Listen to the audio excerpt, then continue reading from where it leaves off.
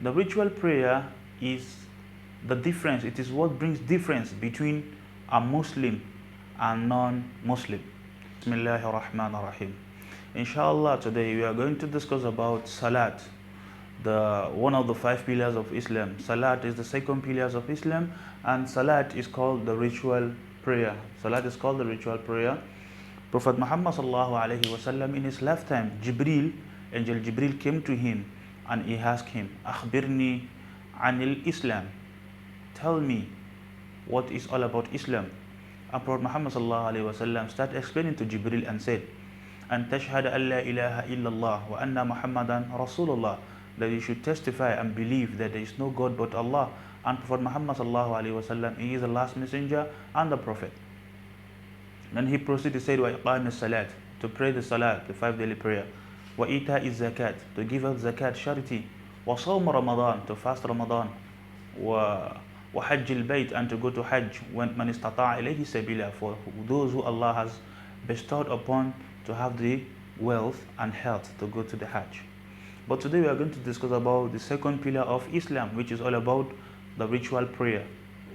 If you are a Muslim and you are not praying, you are not seen as a Muslim, because Prophet Muhammad sallallahu alaihi wasallam said, "La farqa bayna al-Muslim wal-kafir illa bis-salat." There is no difference between a Muslim and non-Muslim but salat. So what is all about this salat?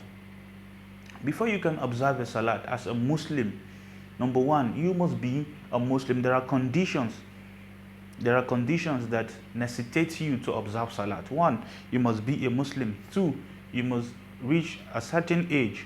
The age, when a child is at the age of 7, it is said, Prophet Muhammad said, "Allimu awladakum salat, murru awladakum salat, wahum abna'a sab'in aw kama qal." Prophet Muhammad said, you should teach your children your words when they are at the age of 7. Teach them how to observe salat, how to recite the Quran, because that is that's the first stage of when the shaitan will come to them, will be dragging them to the evil path. So Prophet Muhammad said we should ask them, teach them how to pray. When you are going to masjid, they go with you. The female one stay with the mother, they observe salat, teach them how to observe salat. And when it's time for Ramadan, they should also fast with you. They fast 1 day off, 1 day on, like that. So for them to be practicing, you practice with them. And when at the age of 10, and if they fail, Prophet Muhammad said you should deal with them if they fail to observe salat. Which means from the age of 10, they are already at the buluk, the puberty age.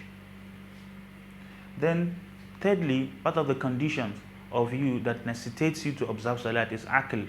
The aql is you must have your right sense. You must be at your right sense. But Muhammad sallallahu alaihi wasallam said, "Rufi'at al-aqlam an thalath," that indeed the pen has been raised up for 3 people. "An al-na'im hatta yastayqiz," for the person who is sleeping till he wakes up. "Wa an al-sabiy hatta yablugha," and for a child till it attain a puberty age. "Wa an al-majnun hatta ya'qil," and from an insanity till the person regain his sense. So when these 3 people, salat is not obligatory upon them. So till when they are after all the stages, before the salat will be on them, that they have to observe the salat. Then the 4th condition for you to observe salat, the ritual prayer, is admun najasa. You must be purified. If you are a female and you are doing your menstrual cycle, monthly cycle, you must be purified from that. Then the secondly, if you have a childbirth, the postnatal blood must be off from that. And if you have intercourse, a sexual intercourse, you must purify yourself. There is what we call ritual bath. In Islam, we have explained about that, the ritual bath. You take a ritual bath by purifying yourself. It's not by using the sponge, but the ritual bath. You can go through our videos. We've talked about the ritual bath and how you do that and you perform them. Then the last one, that's the 5th condition that makes salat, that necessitates salat, is wujub al-waqt. The timing for salat must be in. You cannot observe salat. For instance, it's not time for salat and you said, "I want to pray my own salat so that when it's time I can go and rest." No, your salat must be in the exact time that you need to observe the salat. Then what are the obligatory salat, the obligatory prayers? These obligatory prayers are the first thing that Almighty Allah as a belief of a Muslim. And Prophet Muhammad said that أول ما يحاسب به العبد يوم القيامة الصلاة. The first thing Allah will, the first accountability of a Muslim in the day of judgment is salat. Your salat will be on the scale, then before your good deeds, before other things. So if you don't have salat, count yourself that you don't have anything on this earth. Allah subhanahu wa ta'ala said to Prophet Muhammad sallallahu alayhi wa sallam, said, وَمَا خَلَقْتُ الْجِنَّ وَالْإِنسَ إِلَّا لِيَعْبُدُونِ, that indeed, me Allah, I did not create the jinns and I did not create the mankind, إِلَّا لِيَعْبُدُونِ, but to come and worship me Allah. مَا أُرِيدُ مِنْهُمْ مِنْ رِزْقٍ, I never need from them that they should come and feed me. وَمَا أُرِيدُ مِنْهُمْ أَنْ يُطْعِمُونِ, I never need from them to come and say, Allah take this billion, Allah take this, or they should serve me some kind of things. No, that is idols. إِنَّ اللَّهَ هُوَ الرَّزَّاقُ ذُو الْقُوَّةِ الْمَتِينَ, it is me Allah that I will provide for them, I will clothe them, I will feed them, I will give them all the things they need. Allah said, I did not create you for nothing but to worship me. So the worship starts from what? From believing and to prayer, salat. So before you can observe salat, you must have testified that there is no God but Allah, and you must have testified that Muhammad is the last messenger. The God, the word God, capital G, is also known as Allah. Allah is also as God, because the word Allah is an Arabic word for God, and the word God is an English word for Allah. So when you go to an Arab world, they call God Allah. When you go to the Igbo world, they call Allah Chineke, and the Yorubas, they call God Olong. So these are the terms. It is just a language, but it's in Islam. We are talking about Islamical views, so that's why we are using Allah, because anything Islam comes with Arabic. So the obligatory prayer.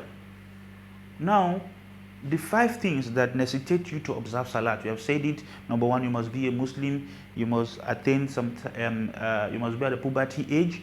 You must be free from dirty. That's from anything dirty, from filth. Then 4th one, the timing of the salat must be there, and you must have your sense. You must regain your sense. So the last one we are going to talk about, the timing of salat. Each of the salat has 2 times. It has a prime time and the excuse time. So what are the salat? When Prophet Muhammad sallallahu alaihi wasallam came back from the journey is called the journey of Mecca to Jerusalem, the Palestine, and the Palestine to the 7th sky. Inshallah, we're going to talk about the journey. It's a story. It's called Al-Isra wal-Mi'raj, the sole journey of Prophet Muhammad. When Prophet Muhammad came back, Allah obliged salat upon him. The first salat he will observe, that is the first salat in Islam, was Salatul Dhuhr. So the time when he came, Salat al-Fajr has already gone. So the first salat Prophet Muhammad was observed firstly was Salatul Dhuhr. Jibril came and he taught him how to observe salat. After Jibril taught him, Prophet Muhammad said, Hakadha umirt, this is how I have been ordered to observe salat. Sallu kama ra'aytumuni usalli. O you people, O you Muslims, O you believers, you should observe the salat the way you see me, Prophet, observing the salat. So each of the salat has its prime time and its excuses time. We have Salatul Dhuhr, which you have to observe when the sun reaches the meridian point.